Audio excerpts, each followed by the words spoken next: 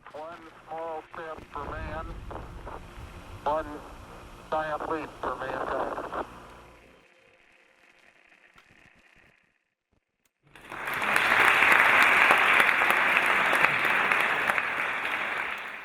L'innovation dans le secteur de l'agroalimentaire est quelque chose de passionnant. En effet, on est tous impliqués dans notre alimentation, on a tous une Madeleine de Proust, on aime tous partager un repas avec des amis. L'alimentation est quelque chose de très personnel et à la fois c'est quelque chose de très social. C'est le partage, le plaisir, c'est la convivialité. Mais c'est aussi un sujet très important à étudier car on sait le lien entre notre alimentation et notre santé et on sait aussi les problématiques de développement durable et environnemental autour de notre alimentation. Avec la perspective de pouvoir nourrir le monde, cette population qui est en constante croissance, mais aussi de pouvoir mieux la nourrir d'un point de vue nutritionnel, d'un point de vue développement durable, d'un point de vue éthique, mais aussi éviter les gaspillages. L'industrie agroalimentaire a été brillante dans l'optimisation de ses procédés et de ses produits.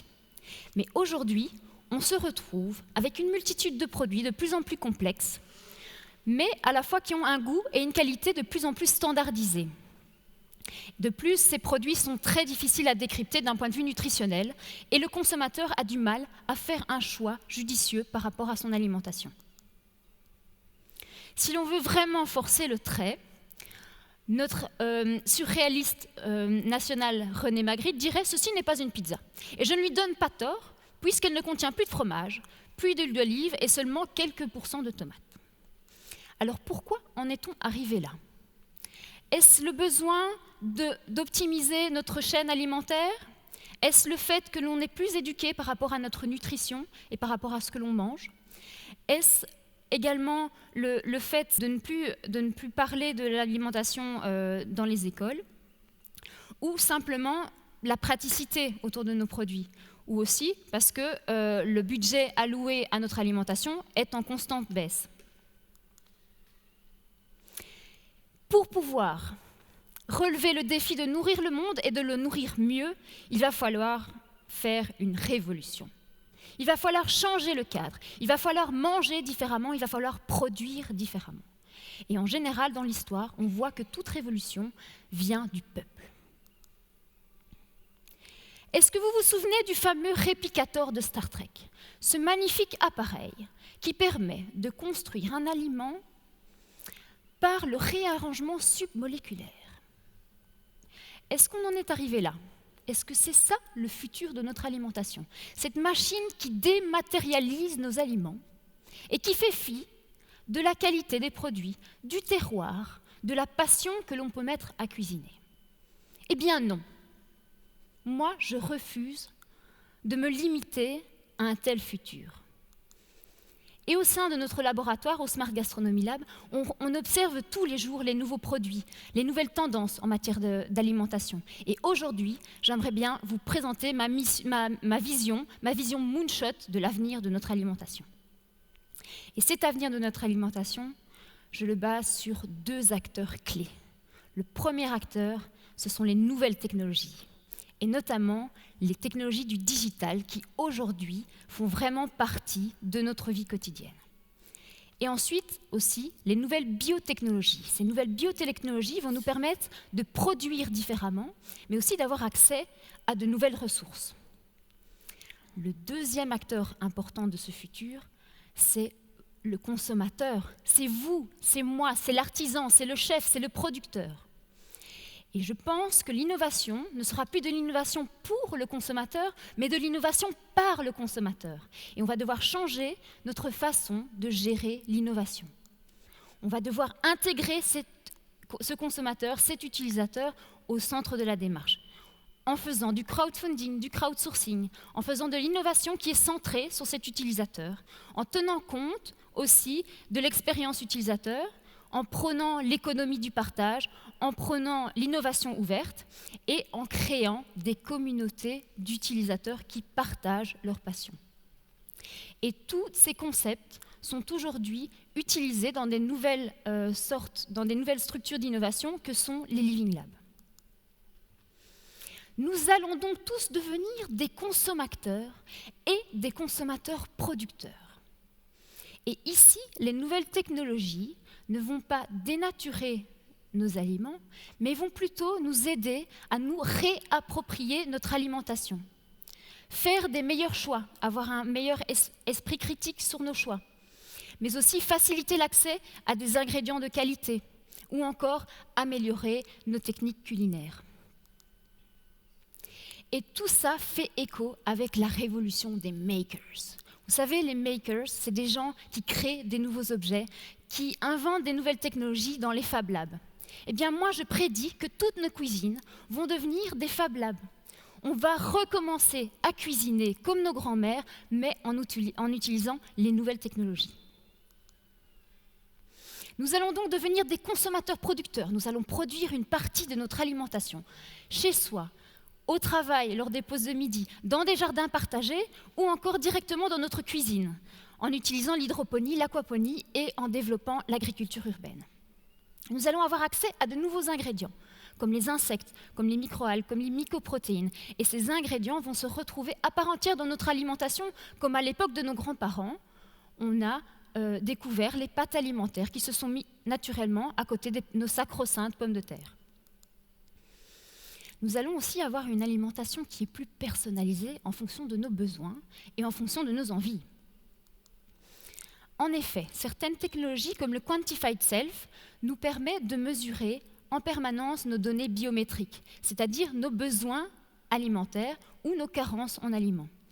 Si l'on le met en parallèle avec les scanners alimentaires qui permettent de déterminer la composition d'un produit qui est dans votre assiette et qui le transmet directement à votre smartphone, une application dans votre smartphone va vous expliquer d'un point de vue nutritionnel quel est l'impact de cette composition et à ce moment-là, vous allez avoir le libre arbitre de pouvoir choisir si ce produit alimentaire est assez équilibré pour votre régime ou si vous préférez privilégier le plaisir de manger cet aliment.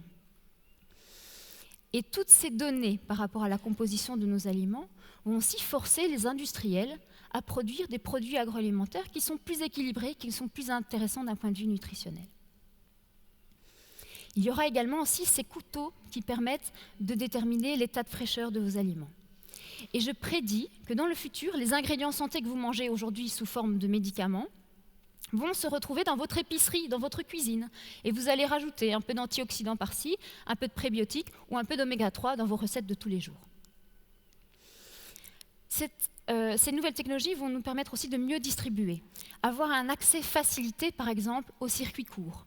Ou imaginez des plateformes où certaines personnes voudraient manger des produits faits maison et d'autres auraient préparé des produits en trop grande quantité et donneraient ces produits aux personnes qui veulent manger des produits faits maison.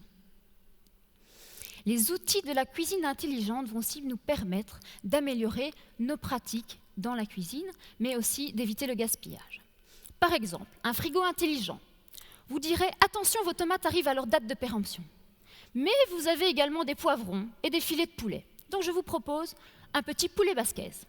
Directement, il contacte votre four qui se met en phase de préchauffage et vous allez avoir votre recette sur votre plan de travail, pas à pas, pour réaliser votre poulet basquez. Cette autre cuisine ici en dessous intègre des tiroirs dans lesquels vous pouvez cultiver des microalgues ou des herbes alimentaires et intègre un système complet qui permet la gestion de vos déchets ménagers. Cela va également, ces nouvelles technologies, améliorer nos pratiques dans la cuisine. Par exemple, cette cocotte connectée ou encore ce four intelligent qui est muni de capteurs qui permet de monitorer la production de molécules volatiles et de changer ses paramètres de cuisson en fonction, et donc nous permettre de garder un maximum de goût dans notre steak, mais aussi de pouvoir garder sa valeur nutritionnelle. Et j'aimerais maintenant vous parler d'une dernière technologie qui, pour l'instant, fait un peu de bruit, c'est l'impression 3D des aliments. Vous avez ici une machine qui est issue de notre laboratoire et qui est en train de vous imprimer le logo du TEDx en chocolat. La première chose que je vais faire, c'est désacraliser cette technologie qui fait peur à tout le monde.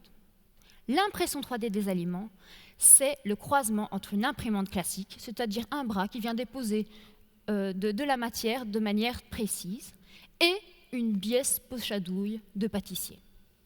C'est-à-dire qu'on met l'aliment sous forme semi-liquide, et cet aliment sort par pression d'une poche à douille. Si vous regardez à l'intérieur de votre frigo, la plupart de vos produits transformés sont des produits qui ont été à un moment semi-liquides et qui sont passés à travers une douille. Et votre saucisse du petit boucher du coin traditionnel n'est autre que de l'impression 3D de viande. Mais pourquoi ? Pourquoi cette nouvelle technologie dans ma cuisine alors que j'ai déjà le super mixeur, que j'ai déjà le four intelligent, que j'ai déjà le frigo intelligent ? Eh bien parce que, outre la créativité culinaire que ce genre de technologie peut apporter, il y a vraiment des applications concrètes. Par exemple, le fait de pouvoir retrouver une forme à des aliments qui sont sous forme de poudre, comme en portent les astronautes ou en portent les soldats sur le front. Quelque chose de plus terre à terre. Les personnes âgées, à partir d'un certain âge, n'arrivent plus à avaler leurs aliments. Ils doivent manger des purées tous les jours. Et ils finissent par arrêter de manger, et arrêter de manger en communauté, parce qu'ils ont honte de manger à côté de personnes qui, eux, peuvent manger des aliments normaux. L'impression 3D va permettre de reconstituer un aliment, et donc redonner le goût de manger à ces personnes âgées. Une autre application est de pouvoir faire mieux accepter des nouveaux ingrédients en leur donnant des formes plus appétissantes.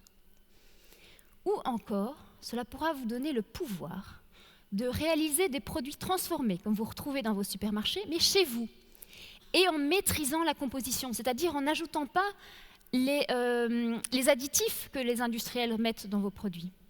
Mais ça vous permettra également de faire des produits que vous ne trouvez pas dans vos supermarchés. Imaginez pouvoir faire un biscuit en forme de diplodocus, gluten-free, bio, sans huile de palme et pauvre en sucre, pour le goûter d'anniversaire du petit dernier. Je vous mets au défi de trouver ça dans le commerce. Ce qui nous amène à la nutrition personnalisée. Un jour, nous aurons donc ces imprimantes avec des cartouches contenant des ingrédients qui nous permettent de pouvoir construire notre aliment en fonction de nos besoins et en fonction de nos envies. Puis après, on peut imaginer une multitude de fonctions. Par exemple, pouvoir optimiser le goût d'un aliment puisqu'on sait que sa forme va donner des sensations gustatives différentes. Ou encore, pour finir, d'autres fonctionnalités comme par exemple protéger un ingrédient au sein d'une structure ou créer une structure qui nous permet que cet aliment soit mieux digérable. Ou encore, des nouveaux concepts alimentaires qui n'existent pas encore. 3 conclusions sur l'impression 3D.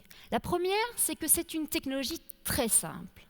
La deuxième, c'est qu'elle ne dénature jamais le produit que l'on met dedans.